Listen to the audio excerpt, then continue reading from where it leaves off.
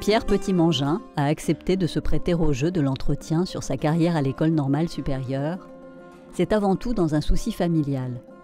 Il souhaitait raconter à ses neveux et petits-neveux ses nombreuses années passées à la bibliothèque. Il m'a avoué par la suite que, dans la plus pure tradition normalienne, il avait conçu notre demande comme un canular. Que pouvons-nous dire de Pierre Petit-Mangin ? C'est très difficile parce que c'est une personnalité qui est extrêmement complexe. On sent qu'il est un peu timide quelquefois. J'ai hésité entre discret et finalement, cela m'est venu d'un coup. Il est mystérieux. C'est vraiment quelqu'un que je ne peux comparer à personne d'autre, alliant à la fois la science très grande et l'humour, la légèreté au bon sens du terme. Pierre Petit-Mangin est né à Paris le 23 janvier 1936, petit dernier d'une famille de 5 enfants. Son père, Georges, était ingénieur à la SNCF et sa mère, Louise Dieny, professeure de mathématiques au collège Sévigné, puis mère de famille. J'ai eu la chance de vivre dans une famille où l'étude était extrêmement bien considérée. Et en plus, il se trouve que j'ai toujours eu des résultats scolaires brillants. Donc, enfin, c'est comme on dit. C'est-à-dire que j'étais toujours le premier de la classe, presque. Et alors, les premiers, les professeurs ont tendance à dire « Mon cher, continuez ». Et puis, le sommet de ces études secondaires, dans l'esprit des professeurs, et moi par la suite, c'était évidemment l'école normale. Donc j'ai été en somme peu à peu aiguillé vers l'école normale. Je me suis rendu compte que les mathématiques, c'était pas vraiment ma partie. Non, parce que je voyais mon frère, qui est devenu polytechnicien, comprenait les problèmes tout de suite, alors que moi je m'arrachais les cheveux, donc je me suis dit, c'est pas là où je vais percer. Et j'ai eu la chance d'avoir des professeurs excellents dans le primaire et dans le secondaire. À l'école primaire de la rue de Pomard, j'avais un maître excellent, M. Martin, que j'ai eu 4 ans, à qui je dois énormément. Et puis après, du fait de la famille, de ma santé, etc., et je me suis promené pratiquement dans tous les lycées napoléoniens de Paris et sa région. C'est-à-dire que j'ai commencé à Charlemagne, qui était le plus près de notre domicile. Puis, après la mort de ma mère, j'ai été reçu par mon oncle. Donc là, j'ai passé 1 an à Sceaux, au lycée La Canale. Après, j'ai rejoint mon père et mes sœurs qui se trouvaient à Versailles. Donc j'ai été au lycée Hoche aussi, une institution antique. Puis j'ai eu un arrêt de santé, c'est-à-dire comme on disait à cette époque une primo-infection. Donc on m'a envoyé, c'était l'habitude là-bas, en montagne. Je me suis trouvé dans un lieu dénommé le Joyeux Séjour, peut-être par antiphrase, à Saint-Gervais. Et j'ai eu la chance d'y rencontrer Étienne Guyon, qui a été après mon camarade à l'école et ensuite mon directeur respecté. Voilà, donc, puis alors après, je vais ensuite à Condorcet. J'ai beaucoup profité de l'Hippocampe, notamment avec monsieur Daniel Gallois, qui a marqué beaucoup de personnes de notre génération. Et puis après, il a fallu rentrer dans une cagne plus performante. Je suis allé à Louis-le-Grand, où là, l'atmosphère changeait beaucoup, puisque c'était vraiment la compétition. Au début, je me suis dit, je vais être interne pour ne pas faire ces voyages qui me fatigueraient. Donc j'ai passé 3 mois comme interne, assez pénible, je dois dire. Je me suis reporté vers les trains de banlieue, Versailles-Paris, et en lisant du latin, je crois, à l'aller, et du grec au retour, le petit latin, le petit grec, on passe le concours, et puis je trouve que ça s'était passé assez bien. Il y avait une cérémonie qui est maintenant supprimée, c'était la lecture du palmarès fait par le directeur Hippolyte, qui n'était pas toujours extrêmement clair dans son élocution. Alors, moi, je n'étais pas là au début, donc je suis arrivé quand on était arrivé au 10e, au 12e. Alors, je voyais tous les noms, les camarades qui passaient. Je me disais, j'ai plus qu'à recommencer. Ben oui, donc je n'avais pas réalisé. Alors après, les gens ont dû me dire, ah, mais bravo. J'étais complètement étonné. C'était le dernier classique général à l'école, parce qu'il était entré premier. Alors, à cette époque-là, le classique général avait une fonction. Il y avait beaucoup de problèmes, parce que c'était à la mode de jeter des sacs en plastique avec de l'eau sur les voitures dans la rue Ratzeau. Alors, c'était chaque fois lui qui devait démêler les choses, et enfin, qui était critiqué. Alors après lui, on a remplacé le classique général par un délégué syndical. Alors ce n'était pas le mérite, mais les relations, enfin, d'une façon générale. On a eu 3 caïmans tout à fait remarquables. Le Poutier en latin, Sirinelli en grec et Fayolle en français. Mais j'ai l'impression que dans l'école actuelle, il y a beaucoup plus de conférenciers, parce que finalement, on suivait les cours des caïmans à peu près en la première année pour le certificat de philologie, littérature et de philologie. Et puis après l'année du mémoire, personne ne venait. Oui. Et dans notre époque, à l'école, on a l'impression que c'était assez fermé. C'est vrai, on vivait. On vivait en vase clos, intellectuellement aussi.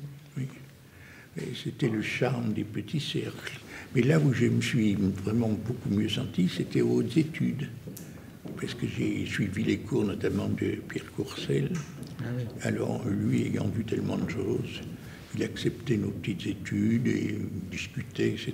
C'était très agréable. Ah oui.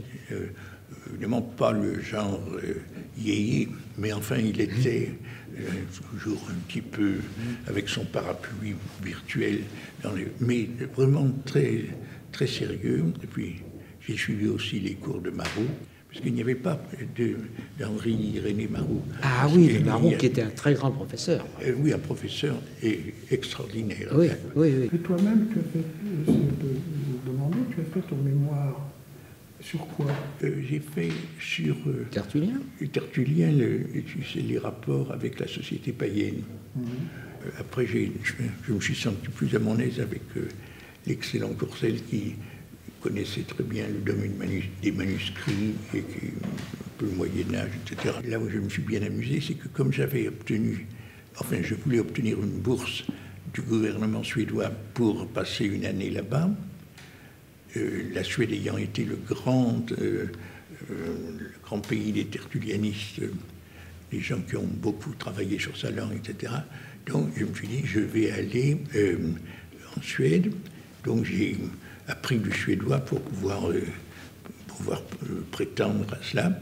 Et c'était très sympathique avec Gravier, un archicube, professeur de langue scandinave, qui était assez drôle. C'était une époque très intéressante, enfin aussi politiquement. Enfin, il se passait beaucoup de choses à la fin des années 50 et au début des années 60. Il y avait beaucoup de discussions politiques également à l'école. On avait le PAL qui était très important à l'époque. J'ai serré la main du général de Gaulle avec quelques bons élèves. Et puis après, le général est parti vers le bal. Et là, nos amis communistes ou des gens finalement, communistes s'étaient donné la main pour se mettre les mains dans le dos et dire « nous ne serrons pas la main à une politique ». Tout à fait par hasard, je me trouvais juste au milieu des affaires. Alors, j'ai vu le nez du général vibrer. Et il est devenu tout rouge. Il était furieux. Finalement, le PAL a été supprimé. Ce qui a eu pas mal de répercussions pour l'école. Oui. Et puis, c'est passé. Ça devait être ennuyeux pour Hippolyte. Le bruit courait qu'Hippolyte s'était évanoui à la suite de l'incident. Après la Première Guerre mondiale, on s'est dit, paraît-il, dans les hautes sphères, ce n'est pas bien que les élèves des grandes écoles ne participent pas davantage à l'effort national. Donc, il y avait un régime qui s'appelait instruction militaire obligatoire, dont j'ai suivi le cursus pendant les 3 années de l'école. C'est-à-dire, on allait tous les samedis au fort de Vincennes se livrer à des exercices dont l'intérêt est évident. Il aime bien se tourner en ridicule un peu. Il m'a dit qu'il était tombé dans une fosse et n'arrivait pas à s'en sortir. Et il y a un lieutenant qui passe, « Qu'est-ce que tu fais là, petit mangin ?» Et le tire de là. « Sinon, j'y restais, disait-il. » Il y avait un intérêt, même plus qu'un intérêt, presque une addiction à la politique. Il faut dire qu'il y avait des événements historiques qui avaient compté, non seulement l'arrivée au pouvoir du général de Gaulle, mais il y a eu la fin de la guerre du Vietnam, il y a le début de la guerre d'Algérie. Tout ça faisait que la politique était vraiment un des grands sujets communs de l'école. Il y avait tout de même le fait d'aller faire son service en Algérie qui pesait sur l'ensemble de la promotion. En général, personne n'était enthousiaste. Et on cherchait à rester au-delà de l'agrégation, une année supplémentaire à l'école. Et puis après, nous avons fait une année supplémentaire à l'étranger. Donc au fond, on attendait la fin de la guerre, on n'avait pas envie de partir. Finalement, on y est allé tout de même, et tous les 3. Et on s'est retrouvés à Cherchel, dans l'école d'officiers. Et après, je suis parti pour Rome. Oui. Alors pendant ce séjour, vous faites la connaissance de Noël de la Blanchardière, bibliothécaire à l'école française de Rome. Je me demandais s'il n'était pas produit pour vous, dans ces années romaines, un tournant ou une sorte de conversion qui pourrait expliquer qu'ensuite vous deveniez bibliothécaire plutôt que maître assistant Sûrement, puisqu'on voyait qu'on pouvait faire en tant que bibliothécaire un métier tout à fait passionnant. Ce que faisait, c'était pas uniquement classer les fiches, enfin, vous voyez. D'ailleurs, le maître Pflaum, le grand épigraphiste, quand il a su que je voulais prendre la bibliothèque de l'école, m'a dit « C'est très bien, mon cher, mais si vous faites une fiche, vous êtes perdu. » Avec son accent allemand, je dois dire que j'ai suivi son conseil. J'ai peut-être fait 2 ou 3 fiches, mais je ne me suis pas... Donc on voyait que le Noël savait beaucoup dépasser les côtés matériels du métier, et que sa bibliothèque était une sorte de centre nerveux pour les instituts étrangers à Rome, etc. De sorte qu'elle présentait, ce qui est important quand on arrive à Rome, on voit le Saint-Père, mais on n'a pas de contact avec lui tout le temps. Rome est plein de bibliothèques extraordinaires, mais il faut être introduit. Donc elle faisait cela parfaitement. Elle était notre recours pour, disons, comme conseiller bibliographique. La question qui revient très souvent, c'est comment Pierre Petit-Mangin, avec ce parcours d'élève brillant, de chercheur, de quelqu'un qui est allé à l'international, ce qui n'était pas quand même pratique courante à l'époque, et comment il décide de devenir bibliothécaire?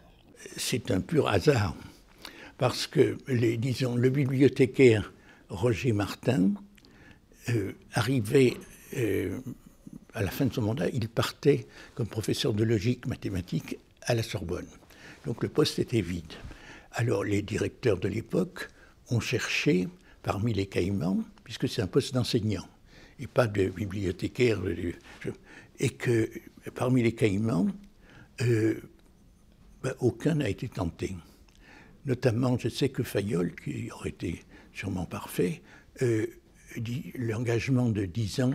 Oui, il y avait tout de même des engagements pour entrer à la bibliothèque. Il y avait 3 engagements. 1, rester 10 ans. 2, loger sur place. Et 3, passer le diplôme des bibliothèques. Bon, pourquoi passer le diplôme des bibliothèques? Pour que l'école ne puisse pas être accusée d'avoir des gens tout à fait incompétents qui dilapident le patrimoine amassé par les... Bon, donc, si vous voulez, Et j'ai rempli les 3 conditions, même la première beaucoup plus longtemps. Figurez-vous que j'aimais assez le travail des bibliothécaires. J'ai fait ça sur les bibliothécaires du Vatican au XVIe siècle. C'était un de mes premiers articles. D'ailleurs, celui qui est encore le plus cité, ce n'est pas très glorieux pour les suivants. Donc je comprenais à peu près la façon dont les bibliothécaires, au moins autrefois, travaillaient et pensaient. Et ayant vu ce que c'était qu'une des bibliothèques très bonnes, très utiles, en grand lien avec la recherche et avec les chercheurs, notamment, je vous dis, en Suède, et puis aussi à Rome, ça ne m'a pas choqué du tout. Je n'ai pas eu l'impression de tomber dans un néant obscur. Vous savez que R, lui-même, le grand R, avait dû cacher à sa belle famille qu'il était bibliothécaire. Il avait dû dire qu'il était professeur. Ça aurait fait, dans la Suisse profonde, d'où venait sa femme, un effet catastrophique. Vous voyez. Donc moi, non, je n'ai pas eu ce problème-là. Une de mes sœurs était bibliothécaire, je voyais. Donc je n'ai pas été choqué en concevant le métier de bibliothécaire d'une certaine façon, si vous voulez. C'est aussi pour ça que j'ai toujours tenu à enseigner, même si c'était assez fatigant parfois, mais si vous voulez, c'était une sorte de contrepoison. Maintenant, dans ce laboratoire de l'école littéraire qu'est cette bibliothèque, je voudrais vous présenter la grande ombre de Lucien R, qui fut le bibliothécaire de mon temps, qui fut, comme vous le savez, comme tout le monde le sait, le conseiller de Jaurès, mais qui fut aussi celui qui, dans cette demeure, a aidé tant de nos camarades à préparer leur thèse, négligeant lui-même de faire la sienne, parce qu'il savait tant de choses et qu'il en a tant formé. Et maintenant, je vous présente mon ami et mon collaborateur, le bibliothécaire de l'école, M. Martin, à la fois mathématicien, philosophe et technicien de la bibliothèque, et qui forme de jeunes camarades, de jeunes élèves de l'école, dans la voie de la logique où sont illustrés mes camarades à moi, morts dans la Résistance, Cavaillès et Lottmann. Je lui passe la parole. Nous sommes ici dans la salle la plus ancienne de la bibliothèque et sans doute même de l'école, puisque en 1847, c'est ici qu'eut lieu l'inauguration des nouveaux bâtiments de l'école. La bibliothèque de l'école est assez ancienne pour avoir le droit d'ignorer sa date de naissance exacte, peut-être 1810. Ces collections, elle les doit au labeur des bibliothécaires successifs qui se sont efforcés de les amasser, en particulier au labeur de cet homme incomparable que fut Lucien R. C'est à lui que nous devons cette définition de la vocation de la bibliothèque à laquelle ses successeurs sont restés fidèles. La bibliothèque est avant tout un instrument destiné à permettre de préparer les examens universitaires, destiné à permettre la culture personnelle, enfin destiné à permettre la mise en route de travaux de recherche. Je suis arrivé ici donc en février 1959, recruté par Roger Martin, qui avait été me pêcher, si je puis dire.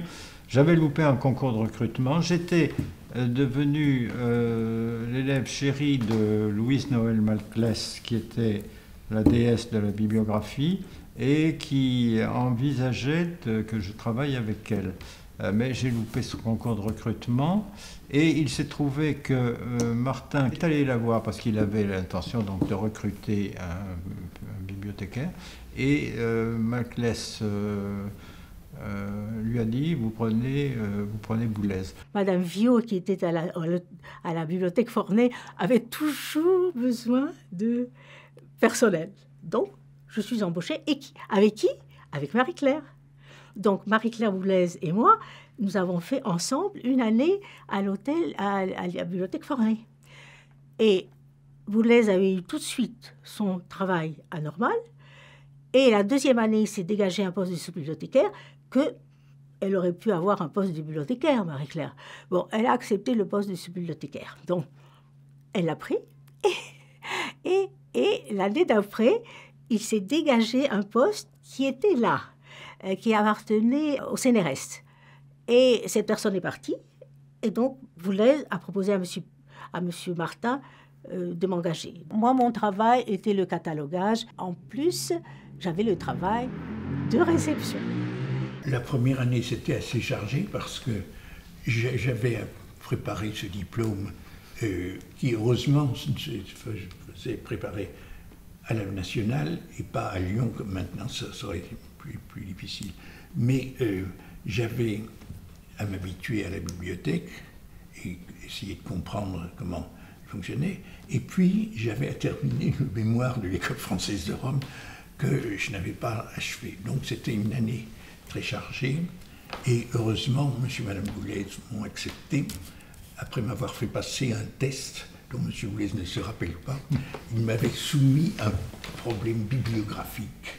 Je ne sais plus comment. Et j'avais réussi à le résoudre. Donc, alors là, on dit, il y a peut-être quelque espoir. Et puis, après, ça a continué. On a eu la chance d'avoir un personnel de très grande qualité. Et là, ça a été vraiment le secret de la bibliothèque, qu'au début, on pouvait choisir les personnes et elles étaient recrutées par l'école et c'était, disons, un peu à la bonne franquette. En général, on a eu des gens vraiment excellents qui sont restés très longtemps, ce qui prouve qu'ils ne se sont pas trop mal sentis. J'y suis arrivée un peu pas tout à fait par hasard, mais en sortant de l'école de SAFB que j'avais fait, j'avais vu cette annonce dans l'ENS, donc je suis allée voir M. Petit-Mongin, qui m'a très bien reçue, mais qui ne m'a pas prise parce qu'il a pris quelqu'un d'autre à ma place, qui avait plus de diplômes, je crois. Et cette personne se mariant un an après, il m'a rappelé. Et voilà, c'est comme ça que je suis revenue, que je suis arrivée à l'école. En 67, fin 67. Par quoi avez-vous commencé, en fait, dans cette bibliothèque? Par faire du catalogage. D'accord. J'ai fait ça pendant assez longtemps, pendant au moins 4 ans, je crois, avant de prendre les périodiques. Alors, j'ai fait des études de lettres classiques, mais j'ai toujours voulu être bibliothécaire. Et donc, j'ai fait une formation à rue de Richelieu, à l'époque. Et puis, bon, je cherchais un travail, bien sûr. Et en fait, j'ai trouvé une annonce rue de Richelieu proposant ce recrutement pour la bibliothèque de l'ENS. Donc, je me suis présentée. Et puis, monsieur Petit-Mongin, que je rencontrais à ce moment-là, était très intéressé par mon parcours. Et voilà, c'est ainsi que j'ai été recrutée à l'ENS. J'étais amie avec la sœur de Madame Boulez. D'accord. Elle m'a proposé de rencontrer monsieur Petit-Mongin, Madame Boulez, et c'est comme ça que je suis rentrée à l'école. Et à l'époque, c'était quand même le principal argument, c'était la reliure, la petite réparation de reliure. Et comme j'étais dans le commerce, il s'est dit, le contact avec le public, ça serait peut-être pas mal. Et à ce moment-là, c'était monsieur Poitou qui était le directeur. Oui.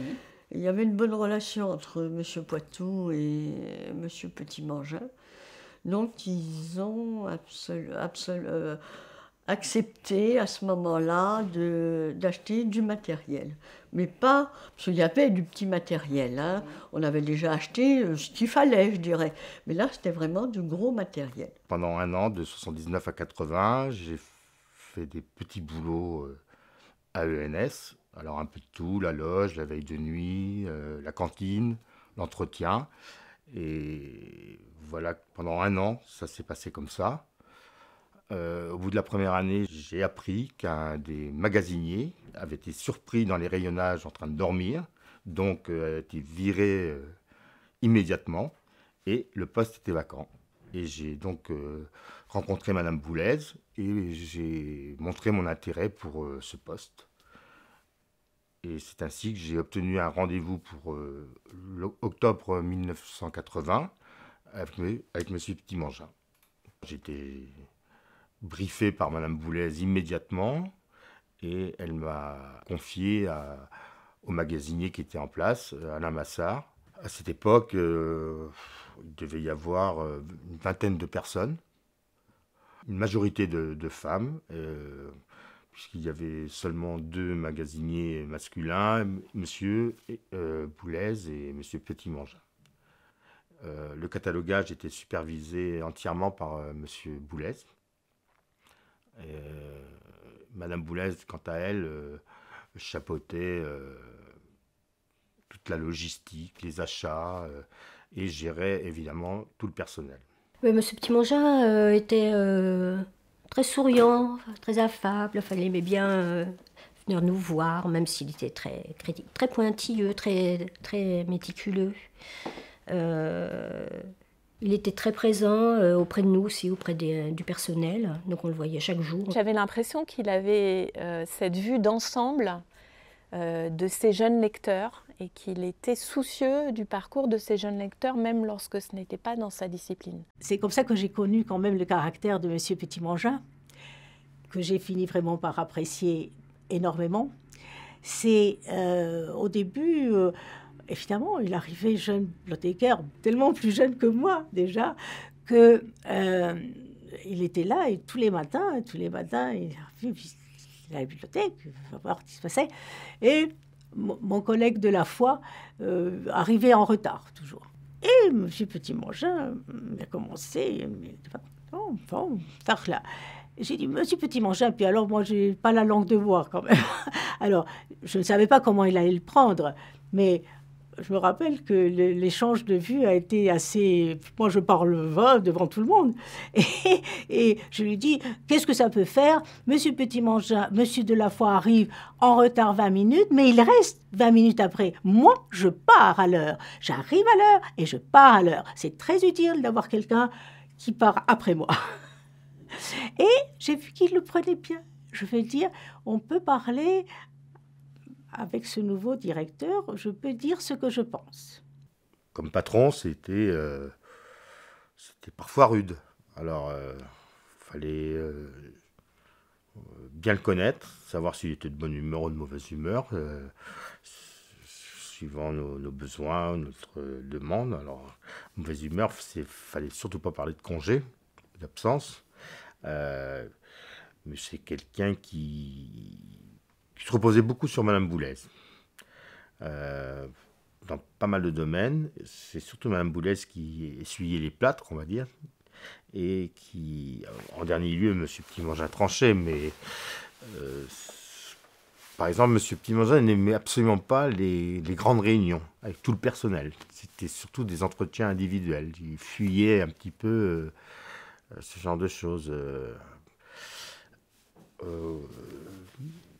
Il était redouté par le personnel, ça c'est certain.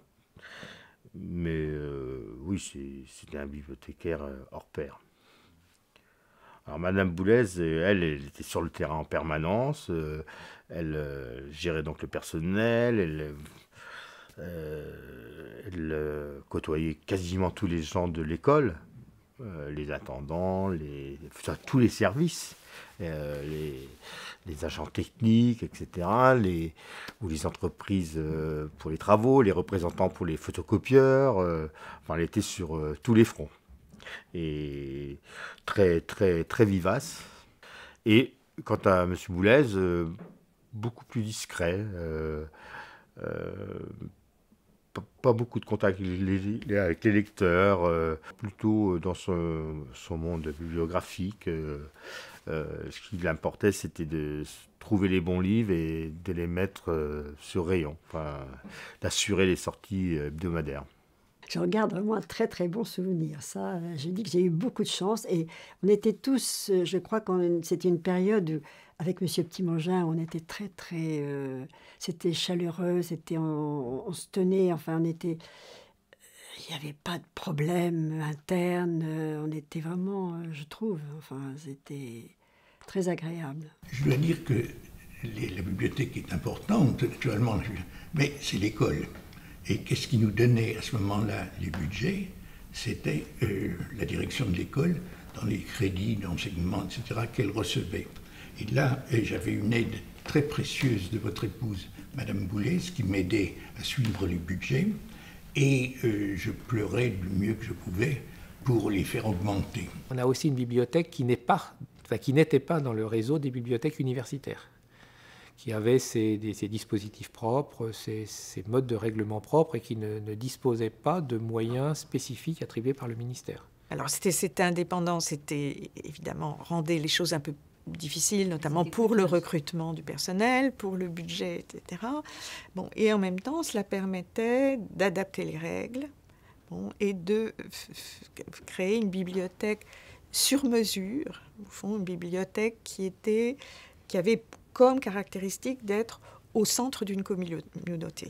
Et une communauté à la fois orientée vers la formation et vers la recherche. Comme on ne pouvait pas acheter tout, notre grande difficulté, et là où on a fait ce qu'on a pu, là, c'était d'acheter les bons livres et pas les mauvais. C'est-à-dire d'acheter les livres qui avaient une chance de rester, ce qu'avait fait Hare admirablement. C'est-à-dire que ce sont des livres utiles et qui le resteront. Et on a essayé de maintenir cette politique. Le samedi après-midi était consacré à ces problèmes d'acquisition. Donc nous avions, parce que c'est pas le tout de faire des acquisitions, il faut, comment dirais-je, récolter, rassembler la documentation. Alors, on peut peut-être dire un mot du spectre des achats, puisque, en gros, on n'achetait pas, je sais pas, peut-être 35-40% de livres français au maximum. Au maximum. Maximum. Et le reste étant des livres étrangers qui n'étaient pas toujours fréquents dans d'autres endroits. Je dois dire que j'étais moins sérieux que lui, c'est-à-dire que vous avez lu... Il faut dire, quand est-ce que M. Boulez pouvait lire ses revues? Si vous voulez, comme il était toute la journée à la bibliothèque. Le soir? Le soir, c'est ça. Et le dimanche. Voilà, donc voilà. C'était 7 jours sur 7. Voilà. Je me souviens d'un épisode où il fallait racheter des chariots. Alors pour les livres, pas de souci, donc il y avait toujours de l'argent. Mais alors pour acheter le moindre accessoire d'équipement, il fallait parlementer pendant des jours et des heures. Faites-moi le point sur les chariots, Madame Daufragne. Donc Madame Daufragne avec sa petite liste décrivant tel ou tel chariot pour finalement acheter 2 chariots supplémentaires. Enfin voilà, donc c'était un peu comme ça. Moi, la bibliothèque, j'ai toujours considéré que c'était la cathédrale de l'école.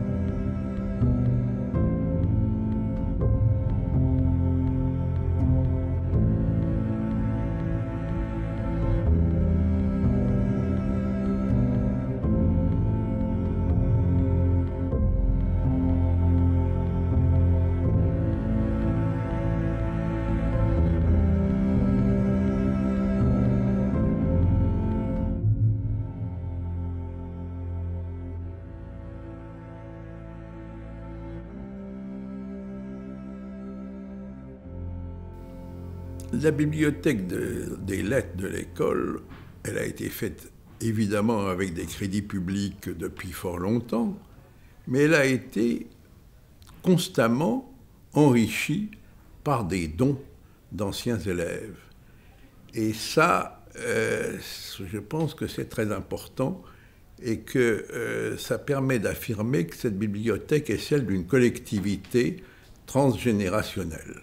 Nous sommes ici dans la réserve précieuse de la bibliothèque, enfin une des réserves précieuses, parce qu'il y en a également une dans le NIR. Ici, nous abritons en particulier les grands dons qui nous ont été faits au fil de ces dernières décennies, et on essaie d'avoir un classement topologique et À terme, ces ouvrages apparaîtront sur le catalogue, mais c'est un travail de très très longue haleine. On a parmi tous ces fonds beaucoup d'ouvrages que la bibliothèque ne possède pas. Alors j'ai fait vraiment des rencontres extraordinaires. Ma première rencontre avec je dirais là, c'était une donatrice en l'occurrence, c'était Madame Ferrière qui a déposé les fonds d'archives de son frère, Jean Cavaillès. Et c'était assez émouvant tout de même. C'était pas des fonds donnés de façon anonyme à une grande institution. C'était vraiment parce qu'il y avait un lien avec l'école que les fonds étaient une grande reconnaissance pour l'école, qu'il y avait ce dépôt de fonds d'archives ou de manuscrits à la bibliothèque. En dehors des achats et des dons, ce sont les échanges de livres qui ont été mis en place surtout par Petit Mangin, qui s'est acharné, vu les finances limitées de la bibliothèque, à multiplier tous azimuts les échanges de livres avec toutes sortes d'institutions savantes qu'il allait solliciter par ses propres accointances savantes et bibliothécaires à Londres, en Allemagne, en Italie, un peu partout. On faisait des échanges avec les publications de l'école, oui. Et puis des ouvrages qu'on avait en double, qui se trouvaient là. Donc on faisait des listes d'ouvrages qu'on proposait, suivant par sujet, qu'on proposait aux échangeurs. Mais c'était très varié comme travail, et moi j'aimais bien, parce que... il y avait un contact avec les échangeurs. Bon, je faisais les lettres, il y avait des lettres types qu'on avait faites, je remplissais tout ça, mais je faisais tout signer, c'est lui qui signait tout. Il voulait tout vérifier pour que ce soit bien fait. Les outils de recherche de la bibliothèque étaient tout à fait commodes. Ce qui était très pratique et ce qui a disparu depuis, c'était les fascicules thématiques renéotypés, qui vous donnaient l'essentiel des instruments fondamentaux sur tel ou tel domaine du savoir. J'ai découvert une autre facette de Pierre Petit-Mangin. Il repérait dans quel domaine la bibliothèque n'avait pas de guide bibliographique pour les lecteurs. Dans une rencontre, il commence par me faire observer que à la bibliothèque, on n'a pas de guide bibliographique sur l'histoire médiévale. Est-ce que tu ne pourrais pas... Alors évidemment, je lui disais, oui, ça serait bien, mais je suis très pris, j'ai le cours d'agrégation, j'ai ceci, j'ai cela, je suis en train de préparer ma thèse pour la publication. Et lui était toujours très très compréhensif, acquiesçait à toutes les excuses qu'on étalait devant lui. Ah oui, bien sûr, évidemment, vu comme ça. Bon. Et puis la fois suivante, il nous en reparlait, et ainsi de suite. Et puis chaque fois qu'il extorquait à une autre victime un guide bibliographique sur un autre domaine, il ne manquait jamais de nous en envoyer un exemplaire, avec un petit mot très gentil à imiter, un bon exemple à suivre, pour information.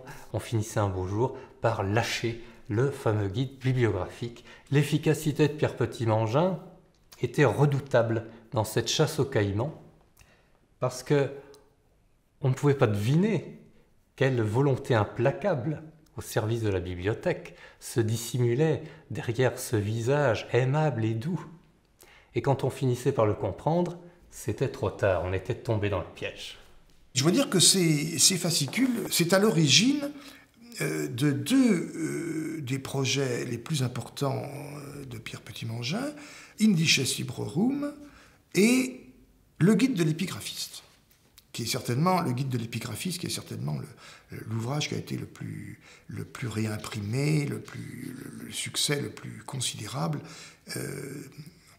je crois, de la carrière de Pierre Petit-Mangin, qui avait su regrouper autour de lui, fédérer toute une série d'épigraphistes de grand talent. Le rôle de Pierre Petit-Mangin a d'abord été d'un organisateur, d'un spiritus movens.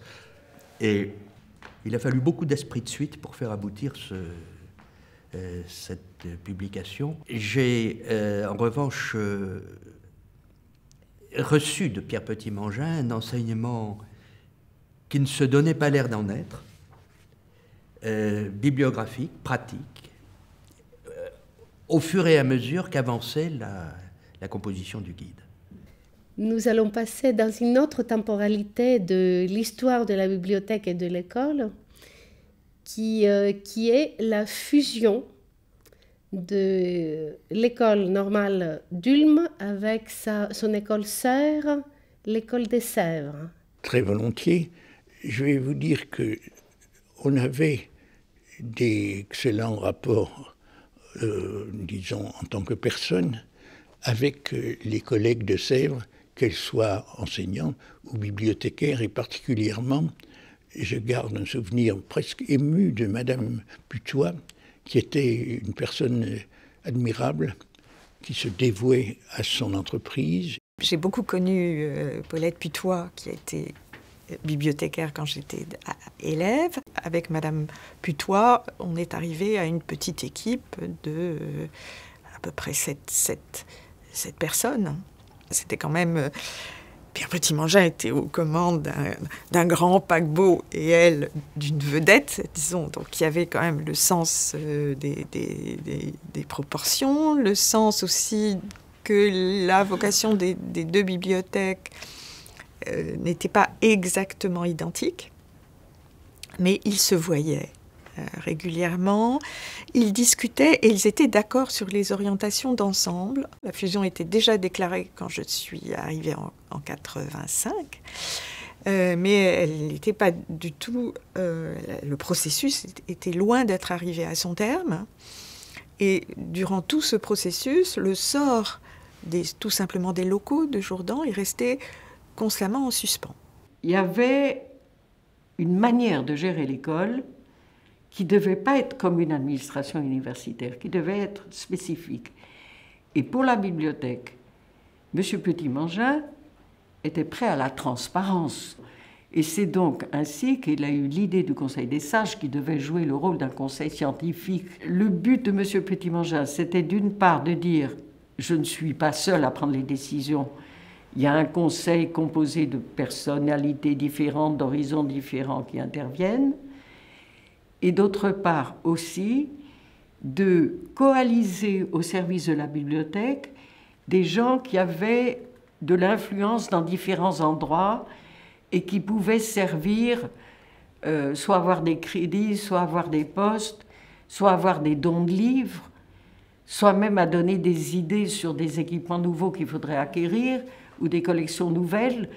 Tout était bon.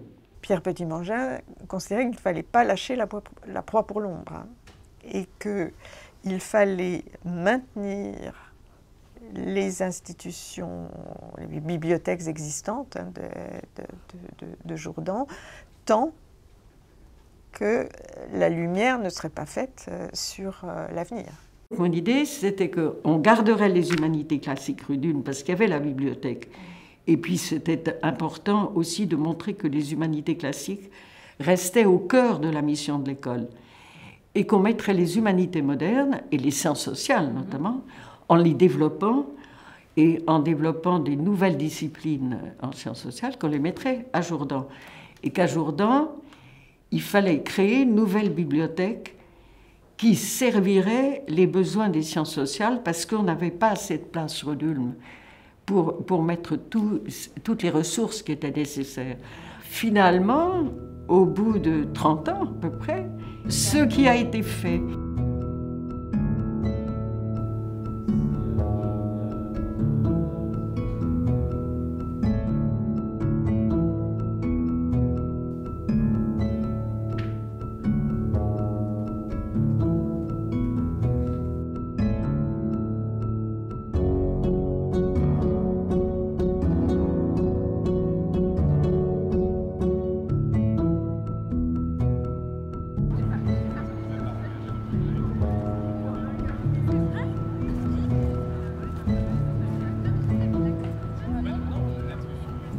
Le problème n'existait pas pour les élèves en cours de scolarité, puisqu'à ce moment-là, ils devenaient automatiquement normaliens et jouissaient exactement des mêmes droits, qu'ils soient garçons ou filles. C'était donc.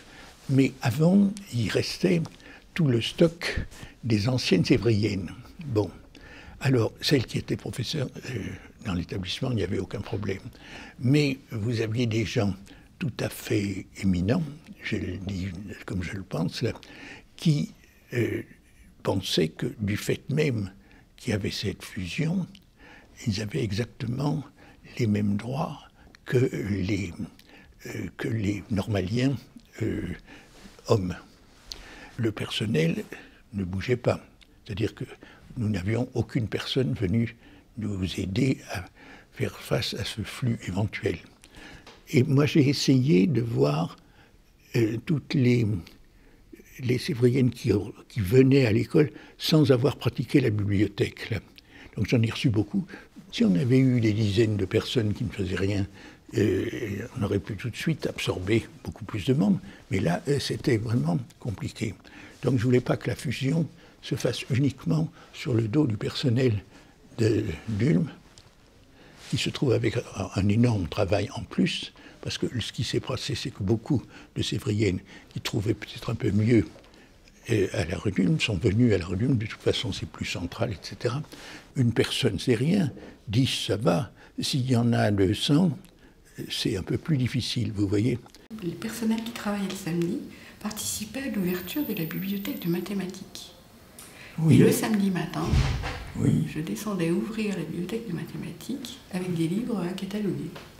Alors c'était un reste de, disons, la bibliothèque qui à l'origine prenait toutes les disciplines. D'ailleurs les cotes sont faites telles que pour que aussi bien la biologie que les maths rentrent dans le classement des cotes.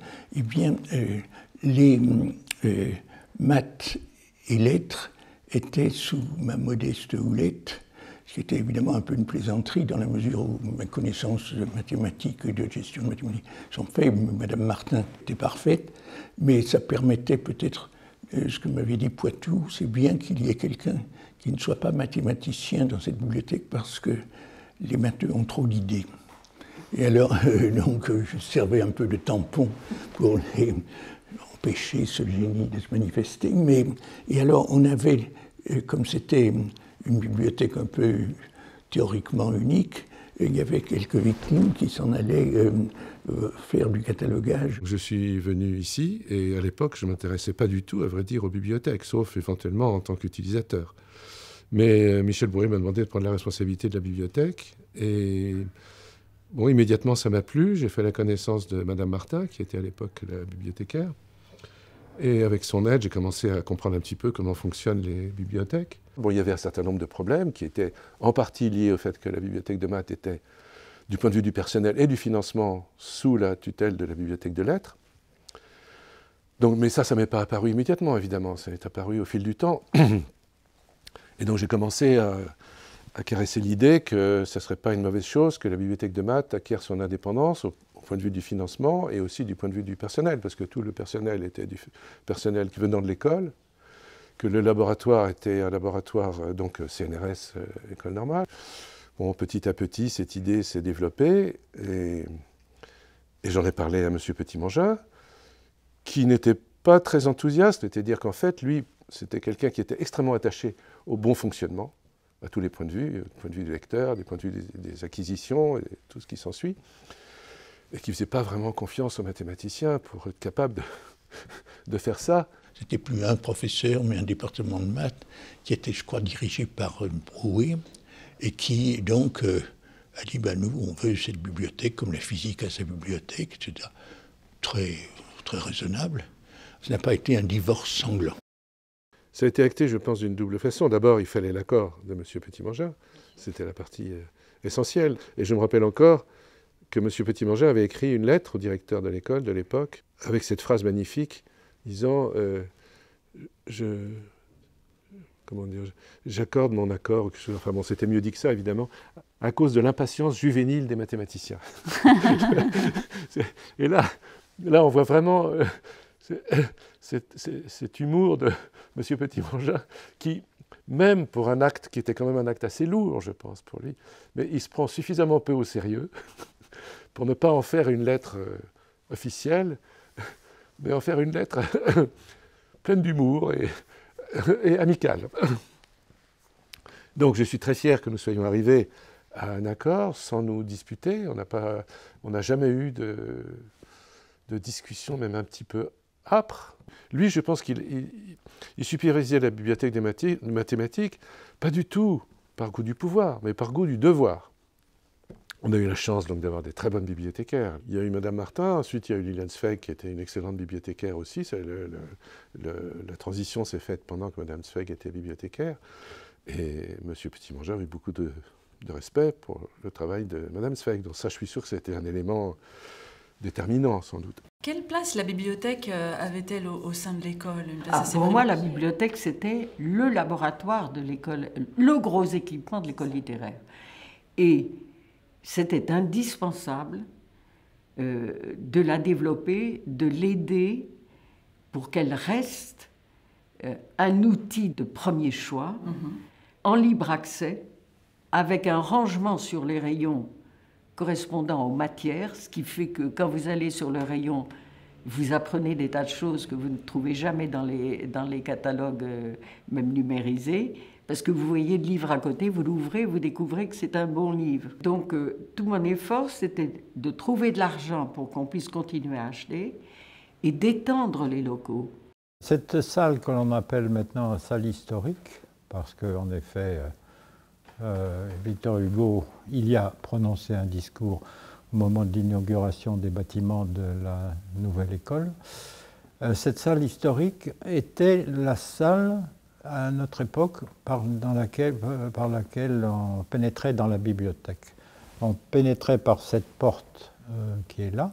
Donc cette salle, qui semble maintenant un peu retirée du monde, était au contraire très très animée, parce qu'il y avait 3 banques de prêts qui étaient 2 de chaque côté de l'entrée et 1 en face. Pendant longtemps, ça a été à peu près l'essentiel de la bibliothèque, avec quelques appendices sur les côtés. Et après, il y a eu un gigantesque accroissement. Avant 1995, il y avait ces salles, 1, 2, 3, 4, 5, plus le sous-sol Erasme et les quelques bureaux. Lui, il avait évidemment des problèmes de place, des problèmes de budget, comme tout le monde. Il a su les gérer à l'intérieur de l'école avec beaucoup de délicatesse, beaucoup de fermeté, je pense aussi quand il le fallait, grâce à son conseil. Quand il était dans sa période d'expansion, au moment où on discutait du l'immeuble Rateau, j'avais l'habitude de dire, vous regardez le quartier latin dans 50 ans, il y aura d'une part le Vieux Campeur, d'autre part la bibliothèque de lettres de l'école normale.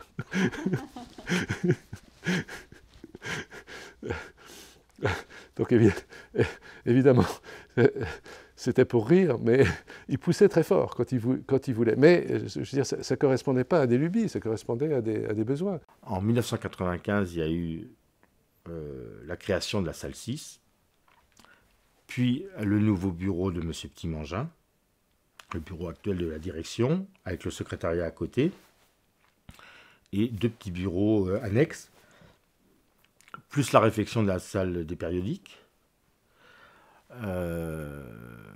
et la réfection du sous-sol Erasme, tel qu'il est actuellement. Et la salle 6 a été une bouffée d'oxygène énorme. L'idée était de creuser dans chaque salle pour pouvoir aérer toutes les collections. Ça a été vraiment un travail colossal et fait en interne. Et si je ne me trompe, pratiquement moins de 10 ans après, il y a eu l'ouverture du NIR, non? Voilà. Après. Le nouvel immeuble Rateau, ça a été mon action, presque directe, et beaucoup aidée par Mercourov. Je vais voir Michel Giraud à la réunion, coup de foudre. On s'est raconté un tas de choses, pour terminer à la fin en me disant... Il faut vraiment qu'on fasse ça pour l'école normale. Qu'est-ce que vous direz de 350 millions? Comme ça, hein. Je vous jure. Donc il y avait... Et j'ai réfléchi, je ne me rappelle plus avec qui j'étais. Mais enfin, c'était moi qui étais... Je me dis, bon, c'est peut-être plus simple de le faire en 2 coups. Et je dis, oui, il faut le faire. Il a confié ça directement à son cabinet. Et donc, ce qui s'est passé à la fin des fins, c'est que le projet contenait des chambres pour les élèves, une extension de la bibliothèque de lettres, et puis la bibliothèque de maths. Une idée du plan État-région avait été de transformer cette bibliothèque en une bibliothèque verticale. Vous voyez, à la place de, disons, du nouveau bâtiment de Rateau, de construire un immeuble gigantesque à plusieurs étages. Alors, moi, ça me semblait affreux. Et donc, on a réussi à ramener ça plutôt à l'horizontale, vous voyez. Mais ça a été compliqué. L'architecte, qui était un homme ingénieux, avait pensé nous installer des rayonnages suspendus au plafond. Pourquoi pas, là, ça permet de faire passer les petites autos, enfin des tas de choses pratiques. Là. Eh bien, là, je me suis renseigné, je me suis même concerté avec des gens de British Library, là, qu'est-ce que vous en pensez? Oh, il y a toujours des gens qui veulent réinventer la roue, donc ne vous en faites pas trop. Voilà, donc, mais, bon, donc si vous voulez, ce temps consacré au bâtiment n'a pas été, si vous voulez, inutile. Comment avez-vous réussi, par quel coup de génie ou bonne fortune, avez-vous réussi à coloniser tout un étage de l'école au profit de la bibliothèque? Mon cher, il ne faut pas révéler tout ça. C'est le fait d'abord que j'ai été à tous les conseils, très gentil, ne posant pas de questions ennuyeuses, me rappelant sur pas mal de choses. Alors, la bibliothèque était donc présente et la direction, voyant qu'elle ne posait pas de problème et qu'elle était plutôt efficace, que la bibliothèque était donc assez bien disposée. L'essentiel, c'était les petits conseils. Les petits conseils réunissaient le directeur adjoint, ou alors ensuite les deux directeurs de la recherche et des études, Christine Bénard et moi-même, le secrétaire général de l'école et Pierre Petit-Mangin, qui était la mémoire et, à mes yeux, le conseiller irremplaçable de l'école normale supérieure. Donc ces petits conseils du lundi matin, si je ne me trompe, permettaient de faire chaque semaine le tour des problèmes qui se posaient, qui arrivaient, qui étaient... Et ça, c'était très précieux. On échangeait, c'était un très bon système parce qu'on était au courant les uns des autres. Et c'était M. Petit-Mangin qui faisait un compte-rendu de la réunion. Donc on avait toujours un mémoire de ce qu'on avait évoqué, des questions qui avaient été évoquées. Avec une intelligence d'écriture extraordinaire, donc une finesse, une intelligence. Et il y a des parenthèses, des commentaires, il y a des entre guillemets qui sont les mots qu'on a pu utiliser, qui va vouloir reproduire. Il y a des coups de patte qui sont là. Cette intelligence dans la finesse, dans l'humour, dans le fait de bien utiliser ce qu'il voyait arriver. Si vous voulez, il m'aidait beaucoup parce qu'il représentait l'école littéraire, alors que l'école scientifique était quand même très très forte, très importante, et avec beaucoup de crédit, beaucoup d'argent. Et quand on avait besoin d'un peu d'argent pour l'école littéraire, il me soutenait. Je dois dire que, et je crois que Marianne Bastide a les mêmes souvenirs, lorsque j'ai débarqué dans ce poste d'administration, qui est quand même très prenant, parce que comme il y avait beaucoup de temps passé avec les élèves, il fallait quand même aussi faire des comptes rendus de réunions, etc., etc. Donc nous étions l'une et l'autre, elle-même habitait ici, moi heureusement j'habitais encore chez moi, ce qui permettait de s'aérer le soir, bien. Nous étions très souvent jusqu'à 9h du soir dans le bureau. Et je me rappelle les visites régulières de Pierre Petit-Mangin avec sa baguette avant d'aller dîner pour discuter avec lui de manière informelle, mais toujours très précieuse, des diverses évolutions ou des problèmes récents qui s'étaient posés, etc. Et je dois dire que je dois à M. Petit-Mangin ma connaissance de l'historique de l'école de la rue d'Ulm. Il était la mémoire de l'école. Et c'est quand même très précieux. Quand Pierre faisait des interventions, par exemple, pour soutenir un point de vue un peu classique, que Étienne Guyon trouvait trop conservateur, je voyais Étienne Guyon qui... Alors, Étienne Guyon, moi je l'aimais beaucoup, mais il avait mauvais caractère, et puis il était soupolé, il explosait. Et alors je le voyais, ça montait, je le voyais très bien, il ne supportait plus les interventions. Et puis à un certain moment, ça sortait, il explosait littéralement. Et pendant que Pierre, lui, restait absolument impassible en face. Donc il y avait des moments comme ça qui étaient assez étonnants. Informatiser la bibliothèque de lettres, ça a été une grosse opération. Ça coûtait très cher, il y avait refaire un catalogue. Enfin, moi j'ai entendu ça d'une oreille un peu lointaine, mais ça a été une grosse opération à la fois du point de vue du personnel, du point de vue financier et tout ça. Jacques Lautmann ayant lancé l'opération, j'ai dû la mettre en œuvre. Et là, M. Petit-Mangin a fait un travail admirable parce qu'il s'est renseigné partout, non seulement en France, à Sciences Po, dans tous les établissements qui avaient commencé à le faire, sur les logiciels, sur les entreprises qui faisaient ça, sur les résultats que cela donnait, sur les inconvénients et les avantages de chacun des systèmes. Et à l'origine, il n'était pas du tout spécialiste. Il est même allé jusqu'au Japon pour se renseigner. De toute façon, il avait une femme japonaise, adorable. Et il a fait une enquête complète, méthodique, critique. La bibliothèque doit une grande reconnaissance aux personnes qui ont mis sur pied cette informatisation, qui a eu des effets sur toute la bibliothèque, sur tout son fonctionnement, et en particulier à Daniel Ablin, qui a été vraiment, je pense, le pivot. Je n'étais pas spécialement compétent, mais me promenant dans pas mal de bibliothèques étrangères, j'ai vu fonctionner un logiciel qui m'a fait très bonne impression, et qui était précédé d'un autre qui était beaucoup plus lourd à Londres. Et Libertas a été remplacé par le logiciel d'Innovative de Californie, et on a réussi, on avait envoyé une équipe de projet extraordinaire avec Daniel Ablin, Laure Léveillé et Liliane Zweig, qui sont allés discuter le coup avec les gens de l'Université de Londres, et ils sont arrivés à la conclusion que c'était ce qu'il y avait de meilleur sur le marché. Ça a correspondu à plusieurs changements de type de travail quand même. Tout le monde était très compétent, il n'y avait aucun souci là-dessus, mais il a fallu s'adapter à des normes un peu plus rigoureuses, mais parce qu'elles étaient nécessaires pour qu'elles soient du niveau international. Donc, chacun a découvert qu'il ne faisait pas forcément tout à fait tout le temps de la même façon. Enfin voilà, ça a été une... Et puis c'est vrai que c'est plusieurs épreuves techniques et d'organisation du travail qui ont quand même été importantes.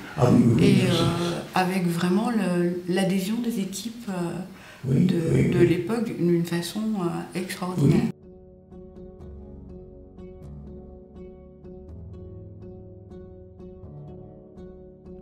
Si, par miracle, je pouvais réaliser mes nombreux souhaits, j'aimerais avant tout posséder un navire. J'appellerais mon yacht Reine Anne. Il me conduirait à travers tous les océans, je voguerais longtemps sans faire de grande escale. Puis, après ce temps de solitude, j'aborderais dans les pays qui me tentent le plus. Je reviendrais d'abord à la Grèce, je suivrais à rebours le parcours d'Ulysse, je contemplerais les horizons qu'il admirait, puis je chercherais les ruines antiques pleines de poésie sous le ciel bleu. J'irais de contrée en contrée, regardant les merveilles de la nature et de l'art, et emportant dans ma Reine Anne quelques précieux trésors. Ce seraient des souvenirs de mes voyages pour l'une des 2 maisons que j'habiterais. J'aurais de grandes bibliothèques, près desquelles je ferais construire de larges cheminées où il fait si bon lire devant un feu de bois.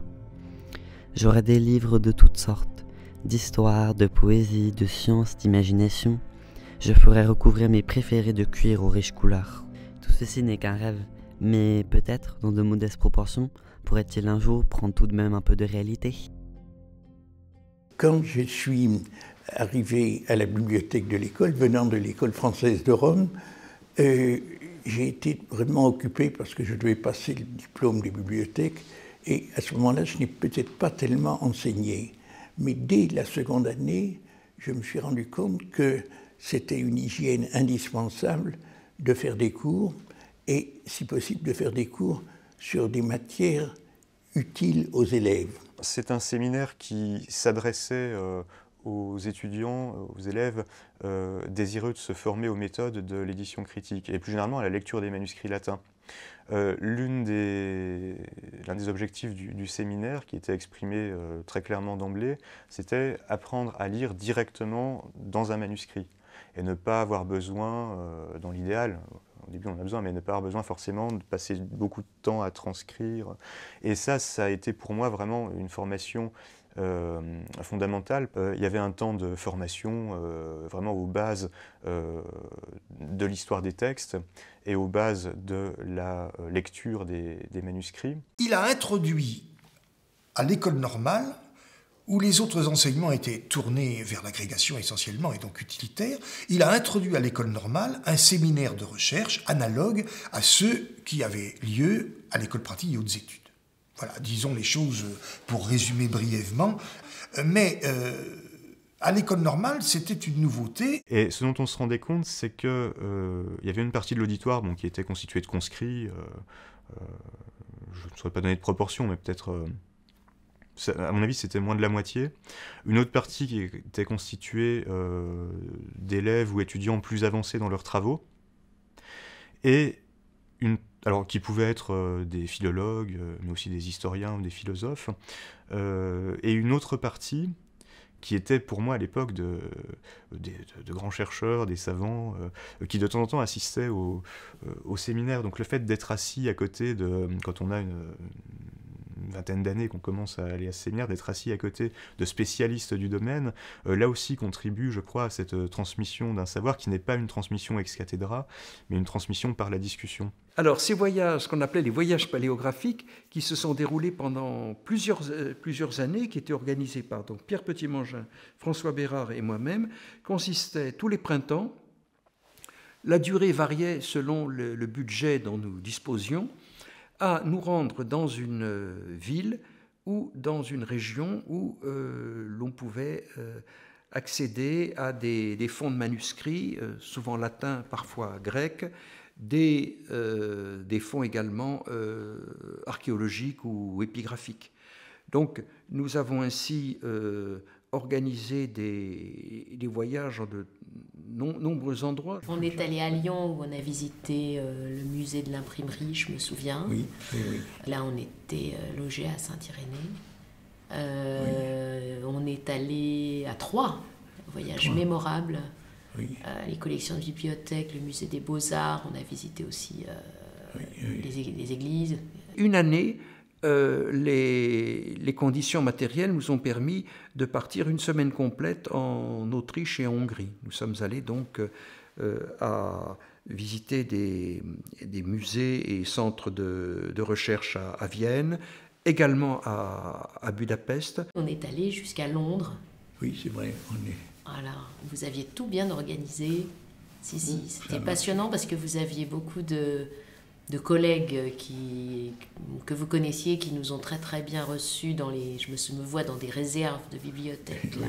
Je crois que ces voyages paléographiques ont joué un très grand rôle dans la construction de la communauté du Centre d'études anciennes et dans les relations entre les élèves. Eh bien, à force de prendre en somme des textes qui avaient un petit intérêt, je me suis dit, est-ce qu'il n'y aurait pas moyen de développer un peu cela et d'arriver à faire quelque chose qui motiverait, sinon tous les élèves, du moins certains, que ça amuserait, de faire un travail vraiment sur le vif. Pierre Petit-Mangin, je l'ai très bien connu à l'école parce que je participais au groupe qu'il avait réuni autour de lui, d'histoire des textes, de paléographie, de codicologie, qui a conduit à la publication en 1981 et 84 des 2 tomes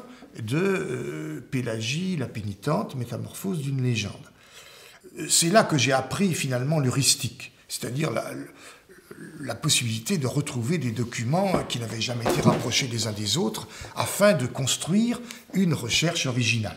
Et donc c'est dans ce séminaire que, juste après Pélagie, a commencé l'aventure Vauluisant, puisque donc là on devait être 4 ou 5, Petit-Mangin a sorti un inventaire du XVIe siècle qu'il avait découvert à la BN et nous a expliqué que cet inventaire donc était inédit, pas complètement inédit parce qu'une partie avait été publiée au XVIIIe siècle, mais ce qui manquait était suffisamment important pour que ça mérite une étude. Et donc, il s'agissait de l'inventaire d'une bibliothèque cistercienne, rédigée au début du XVIe siècle, et le jeu consistait d'une part à en faire l'édition, là aussi avec collation, parce qu'il y avait deux ou trois copies différentes.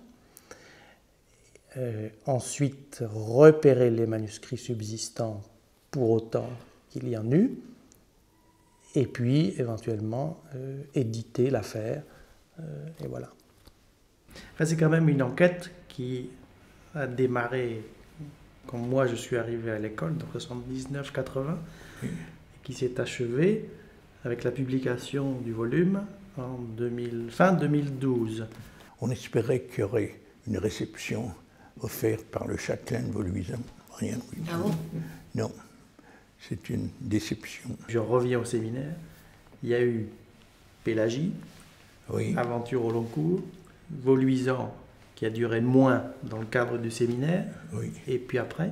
Le troisième, c'est Hilarianus. C'était du matériel pédagogique qui ensuite permettait, en travaillant à la lecture du texte, de poser des problèmes, d'abord de voir de quoi le texte parlait un petit peu, et puis de se rendre compte qu'il y avait éventuellement des problèmes d'édition.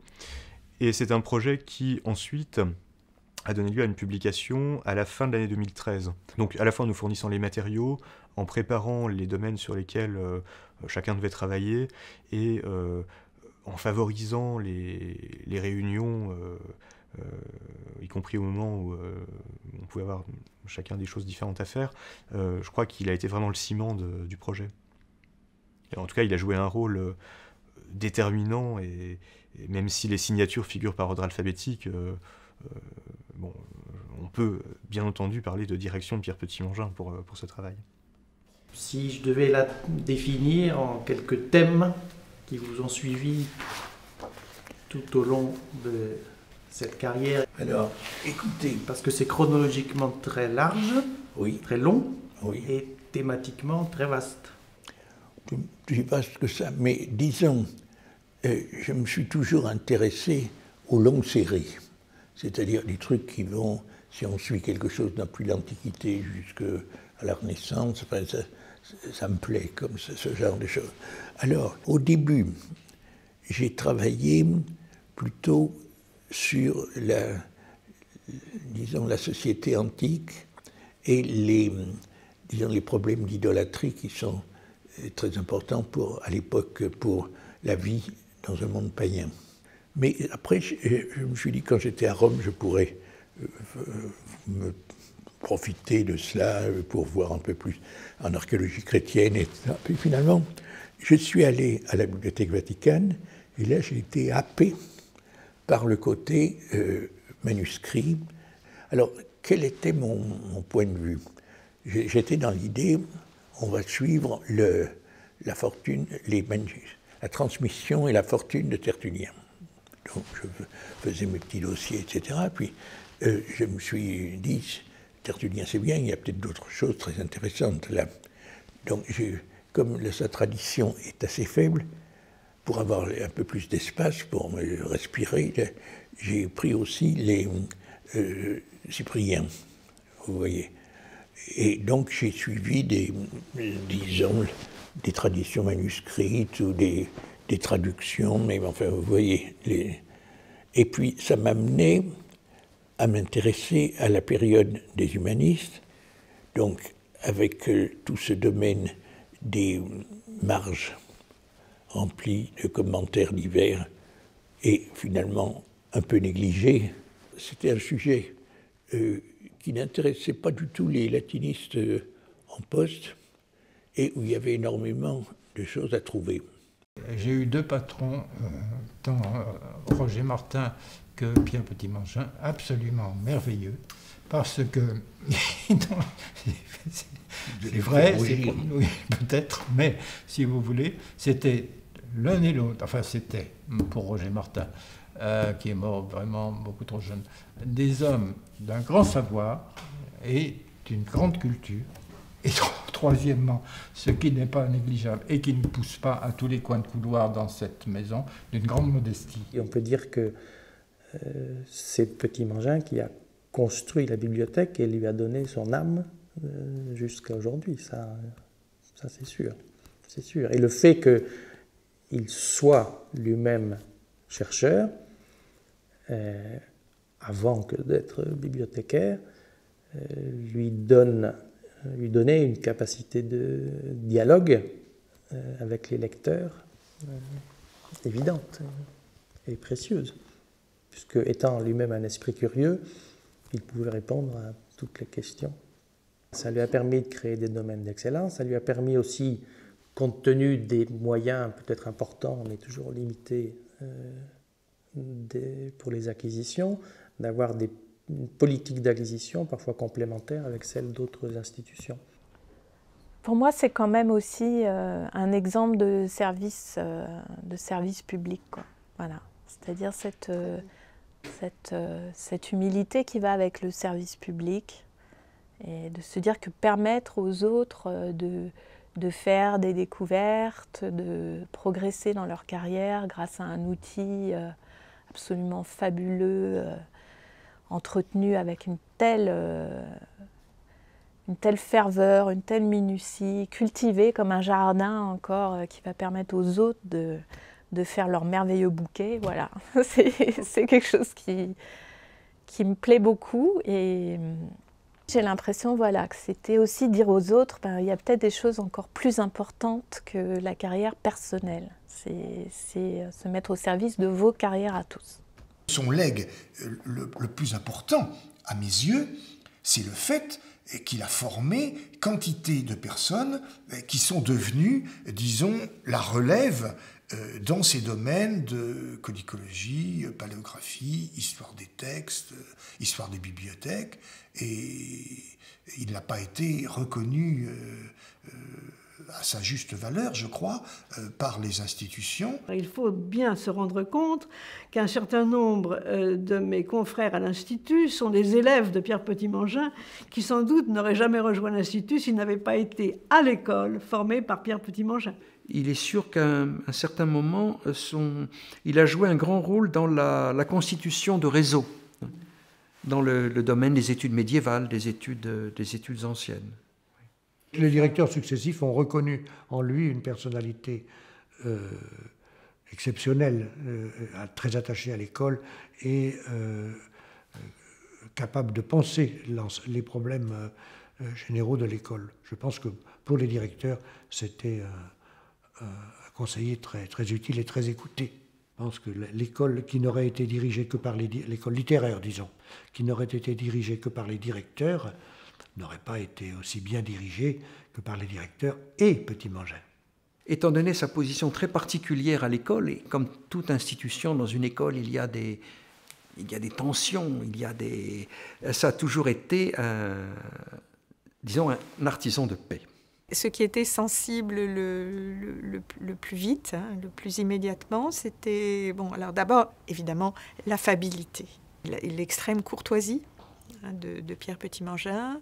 Je crois qu'une de ses grandes qualités est de très vite considérer celui qu'il a en face de lui, celui ou celle, comme quelqu'un de savant, entre guillemets. Et donc, je dirais de le traiter un peu d'égal à égal. Il avait le génie de mettre les gens ensemble et de tirer de chacun le meilleur et de reconnaître dans chacun le meilleur et de diminuer les inconvénients que pouvait avoir le tempérament ou les choses de chacun.